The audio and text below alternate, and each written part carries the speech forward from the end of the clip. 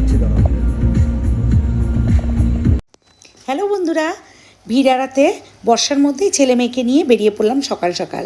নিশ্চয়ই এতক্ষণে বুঝে গেছো, পুজোর মার্কেটিং করতে বেরিয়ে পড়েছি। মলগুলোতে ভিড় একটু কম ছিল বটে, কিন্তু ট্রায়াল রুমের সামনে ছিল লম্বা লাইন। ওই দেখো, দেখে মনে হচ্ছে সব স্নান ঘরে যাওয়ার জন্য লম্বা লাইন দিয়েছে। যাই হোক, এক জায়গার থেকে তো আর সব সমস্যা মেটার কথা নয়, তাই অজ্ঞতা আরেক দিকে রওনা দিলাম। এদিকে দুপুর গড়িয়ে আসলো, ছুঁচোয় ডন দিচ্ছে, তাই লাঞ্চ করে নিলাম, নিয়ে আবার রওনা দেব। এইবার দ্বিতীয় দফা শুরু। ওই দেখো, দুই ভাই বোন সেলফি তুলতেই ব্যস্ত, আর আমি তো প্রচণ্ড টায়ার্ড হয়ে গিয়ে একটা রিল্যাক্সেশন চেয়ারে আমি খানিকক্ষণ রিল্যাক্স করে নিলাম। আহা কি আনন্দ আকাশে বাতাসে।